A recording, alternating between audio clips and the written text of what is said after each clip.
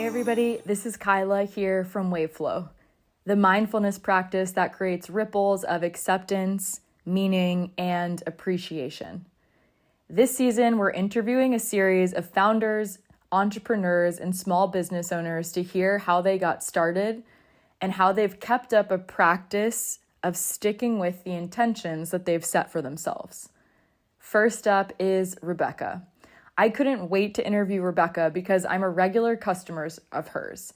She offers bodywork and massage therapy in a nurturing and really supportive style. I first learned about Rebecca via Baptiste Power Yoga San Francisco. She had little flyers up on the bulletin board and scheduled an appointment for myself. What I love about her practice is that she doesn't assume there's a one-size-fits-all treatment approach for every client. During her session, she starts off by asking questions about what would most suit your needs, and she really listens. I've seen Rebecca pre-kids, postpartum, and she always takes a moment at the beginning of the session to ground me and get me into my body, which is usually badly needed because generally I'm running a little bit late and flustered after chasing toddlers before the appointment.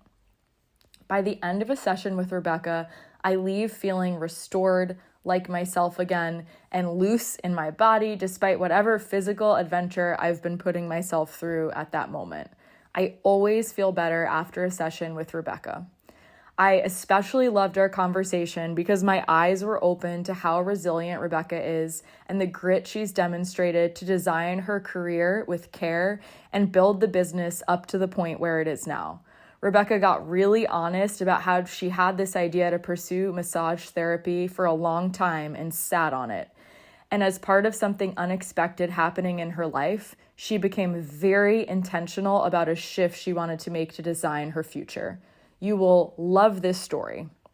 Don't forget to try out the practice for yourself. You can grab a copy of Waveflow's new intention setting workbook, North Star, and discover what could come into fruition in your own life through a month-long commitment to a custom curated intention.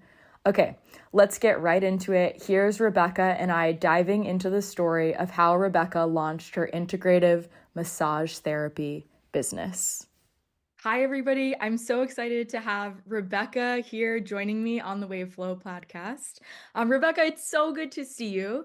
And I can't wait to learn more about your story and everything it's taken you to get to this point. So could you start us out just with a little bit of background around like how did you start out and how did you get here in the first place? Hi, thanks for having me.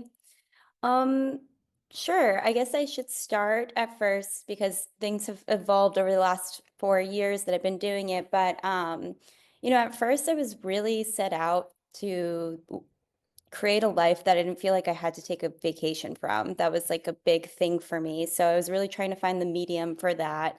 And I kind of outlined how I wanted my life to feel on a day-to-day basis and at large. And um, I really knew that I wanted to use my hands. I knew that I wanted to work one-on-one with people. I had this interest in health and wellness and psychology and biology and anatomy and physiology.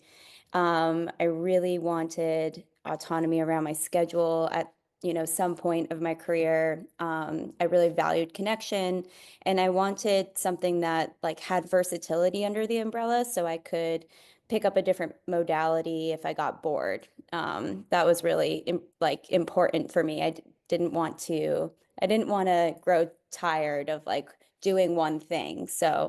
Um, so it was kind of a full circle moment because I was doing some work on that and just sat on my hands with it for like probably 2 or 3 years. I was working in restaurants and I didn't feel like a huge rush to figure it all out. But when I did, I had this, and it was massage therapy. I had this flashback to when I was a senior in high school, and my best friend's mother was a massage therapist, and she was helping me out with my migraines that I was getting at the time. And I think that I just like, I like as showing her that I was grateful and thankful for her. I gave her like a shoulder rub or something, and she was just like, "Oh my gosh, you have really good touch. You should look into this." And at the time, I was like, "No, I'm gonna, I'm gonna go to college and figure out what I want to do." I thought I maybe wanted to do physical therapy. And yeah, it was this full circle moment for me. And I was enrolled in 2 weeks. I went and looked at 3 schools in the area, and I, put in my down payment and um, for San Francisco School of Massage and Bodywork, and it was like all systems a go. And since then it's really evolved from like actually being in practice with massage therapy that I am feeling the need to really share the art of tuning into our bodies, and staying curious about what unfolds when we delay the need to fix things, to practice receiving instead of doing, and producing. And it's a lot like yoga in that way, but my medium is just with touch. Um, so yeah. Okay, wow. So there's so much there. So I loved how you in the beginning, like you really thought about like you were like I was designing what do I want my life to look like? And the word I kept hearing you say was like autonomy. Like I want freedom over my schedule and I want to be able to shift if I get bored. Like I hear that so loudly and clearly. And like first off, I guess like kudos to you for like literally creating that. I'm so impressed. And it's interesting. It says this just came up while you were talking, but when you talked about my friend's mom like kind of just saying to me like have you ever thought about this as like a serious thing to pursue because I think about this a lot with yoga where when you see somebody who reminds you of yourself you almost have this obligation like no matter what creative art you're pursuing to nurture that spirit like it's almost like not I don't want to say like a requirement but it's kind of like it yeah like yes a requirement to grow that in somebody else. So it's really cool that she like handed you sort of that candle or that spark to go forward, even though you sat on it for like years. And so I guess could you talk a little bit about just on because I know you run your own business, like so just on the business side, like did getting that up and running feel natural or easeful? Did you have anybody guiding you or like when you were first kind of launching your practice, what did that look like a little bit? Yeah, so I went on to school, and, I was really excited and engaged in school, which was different from my experience of being in college for sure. And then, the pandemic happened. So I was set to like graduate in the summer of 2020, and it got delayed a little bit. And, in school, I always figured that I would work for somebody and kind of get like a handle on how things work in this, niche of the wellness world, and kind of get inspired to do my own thing at some point. But it just wasn't like spas weren't really a thing. So there was a little bit of like a force of the path, but it was also like I did kind of reach out, and the way that spas were going, it really it wasn't going to work. So it sped me up to just do my own thing. And what happened was it was quite serendipitous actually. I had moved into the houseboats via my old a former boss of one of the restaurants that I worked in San Francisco, and I met a friend through a friend who was renting an office in 3030 Bridgeway right in Sausalito a few days a week. And it was a really low investment to do, 1 or 2 days a week. And I put up flyers in Driver's Market with, like you know, the tear off like information. And I just spoke to people who I knew and said, this is what I was trying to do. And a lot of people were super receptive to touch because like everyone was pretty deprived of it for a while. So it was just like a very big like need for connection, and at that time I felt, and people were super, appreciative of it. And it wasn't like it was booming at the start. It was very much like trickling here and trickling there, and and these like little kind of planting of seeds would maybe I would see something of it, months later. But I was also still working in restaurants to supplement. So, um, yeah, strange time, but owe a lot to that like little chapter. Okay, shout out you. So you're in massage school, the pandemic happens, and then your whole plan of like, okay, I'll like be mentored by someone or work at a spa goes like poof, probably instantly. And you got scrappy.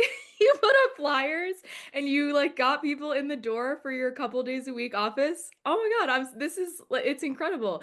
And I think I love that you're saying this because I feel like for a lot of people from the outside will look at these super successful entrepreneurs, like even when you think of like big tech companies or something that everybody's heard of, and a lot of them were forced to pivot or like forced to go down their unique niche that they're famous for now, not because that was what the founder necessarily like set out to do or wanted, because that was what the time called for, and then like suddenly that created something that people really needed.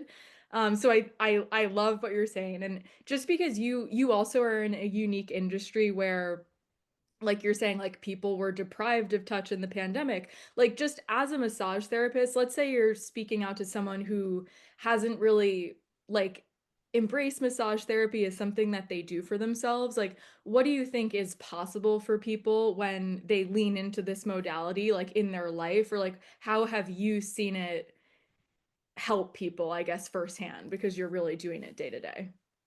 You mean massage? Yes, like just take people to like if they haven't ever worked with a massage practitioner that's really excellent, like what's possible for them if they were to actually try this?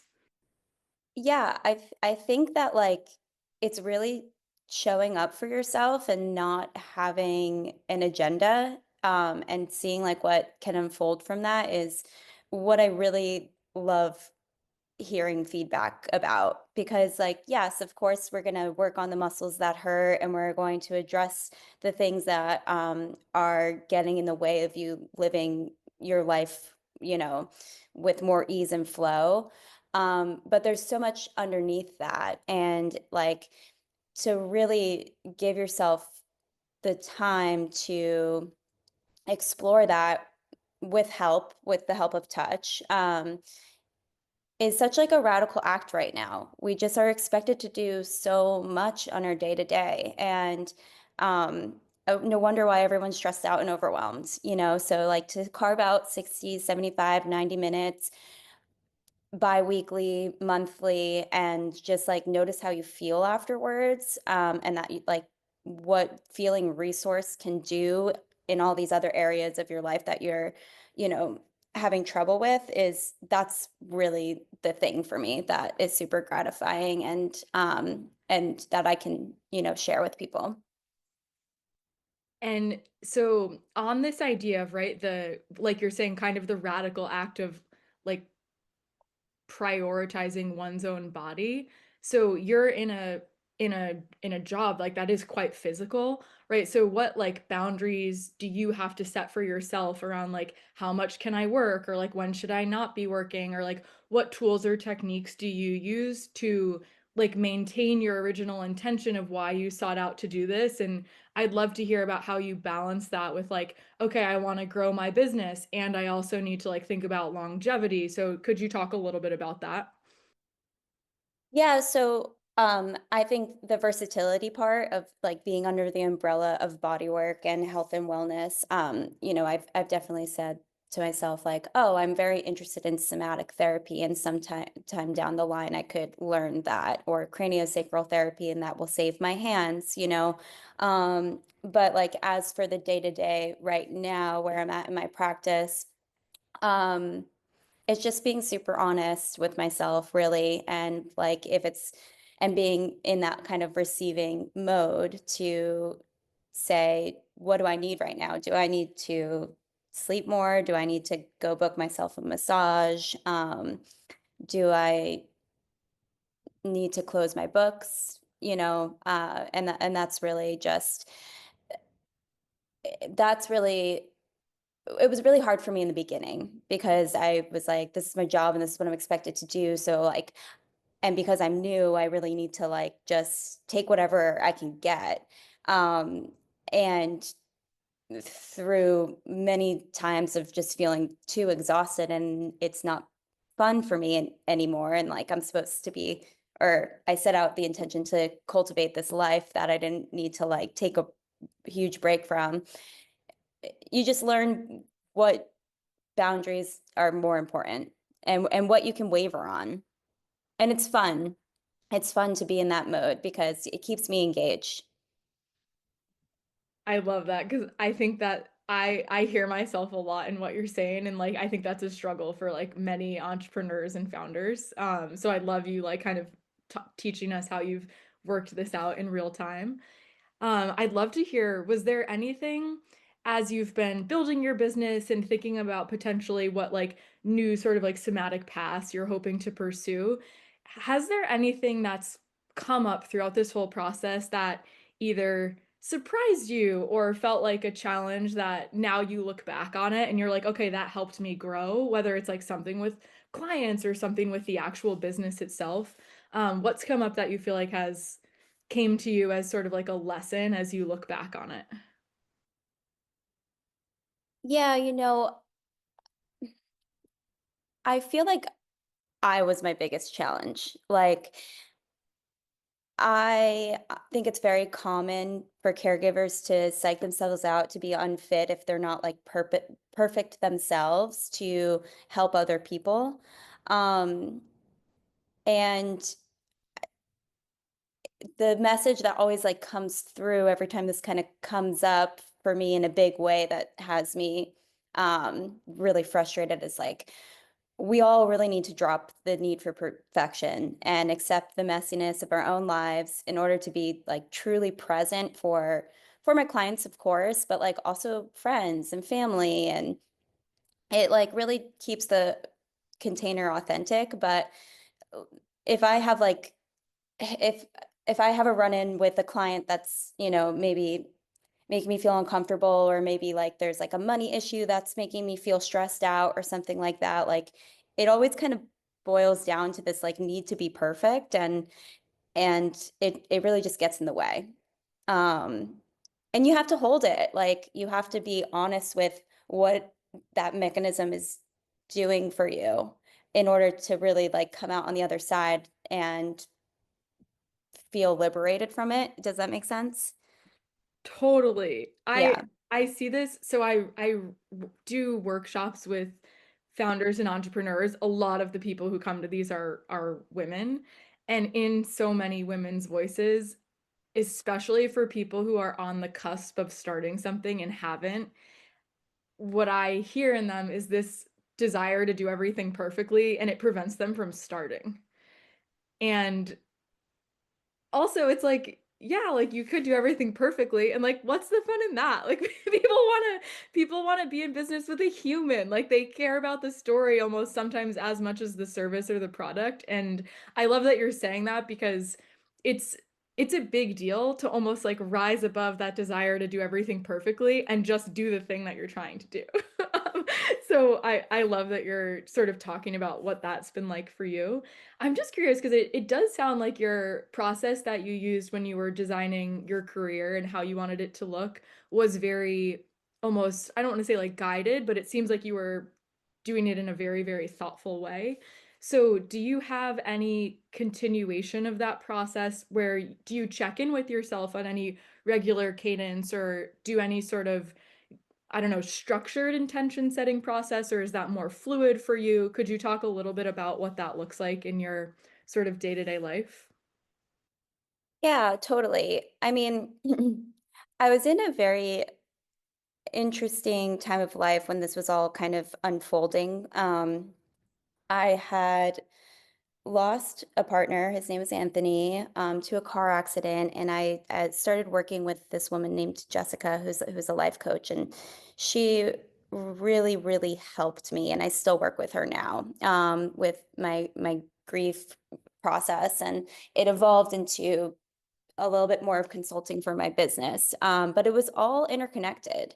And this business really became like almost a simulation of like the larger issues I was working on in my personal life, which was so interesting. And she pretty much like she keeps me in check. She really will make sure that I have the energetic integrity that is required to live an intentional life in general. And it's really through the act of feeling your feelings and not gaslighting yourself out of them and saying that that didn't matter because like it does matter. And if you get underneath the fear, or the anxiety or the shame or the guilt or whatever the case may be, you can really, like I said before, come out on the other side of it.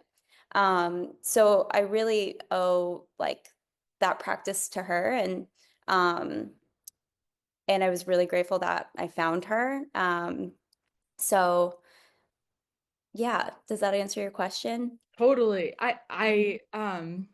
That's something that I'm personally very curious about. Just like you're saying, like, okay, I worked with this coach and then I just kept working with her because, or I'm not sure if coach is her proper title, Mhm. but, I, to me, there's something very powerful about having outside accountability. And so yeah, I think that's cool that like that person is able to like reflect back to you what you've promised to what boundaries you've promised to set for yourself or what intentions you've promised to set for your life and career. So that's really, really cool. And is I guess it's so funny because like hearing your side of it because I view you as this like Rebecca is killing it like she's built this super successful business. I'm like she's amazing, like I'm like trying to get an appointment with her. I'm like telling sending everyone to you. And so I guess it's so funny like how from the outside like I think of it as one way and then like hearing your experience of it is a whole different side. And so as you look back as like now like you've made an impact and touched literally so many people and like this none of this would have happened had you not like met with this coach like gotten intentional like how do I want to move forward, how am I designing my life now, like what how do you feel about yourself as you look back on like what you've created in the past like 5 or 6 years? Well, even giving myself permission to look back on it and give myself some credit is like something that Jessica taught me to do because it's not a mode that I naturally go towards. And because it's something that I can reflect back on and give myself time to celebrate, I'm just really excited about what's next, but you can't get to what's next without kind of like looking back and reflecting. And I feel really proud, like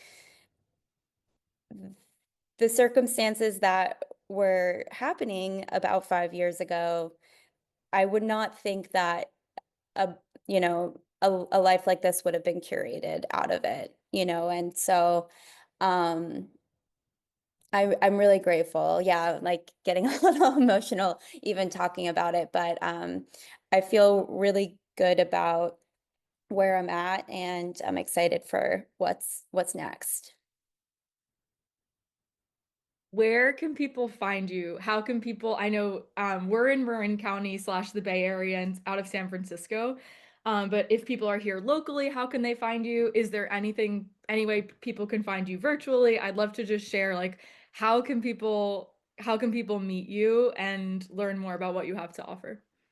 Yeah, so I think that the easiest way right now, because I am undergoing a rebranding process, which I'm very excited about. And like my website name will change, and I have somebody who I hired for that because I don't understand computers very well. But if you go to my Instagram link, there'll be, or my Instagram page, there's a link in my bio that will like say what events I have coming up because I have some yoga events that I do that I really love, and my website and my booking platform.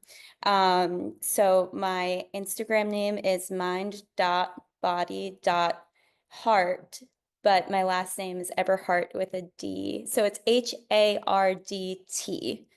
Um, and yeah, the link in bio will have all of the resources about what I'm doing and where I'll be, and even like last minute availability, which is always fun. So yeah. Okay, we'll drop all of that in the show notes, and then separately, I'll invite you to my support group for people who have a D in their last name because I'm always like spelling Hilbolt for people. Oh It's like so yeah. Are you hard. German? And so, well, it's my husband's family. Okay. They are Swiss German. He's actually headed to Switzerland right now to go learn about his ancestors. So him and his dad are going. I'm so excited for them. Oh, that's Um, fun. but yes, I'm always spelling her name out.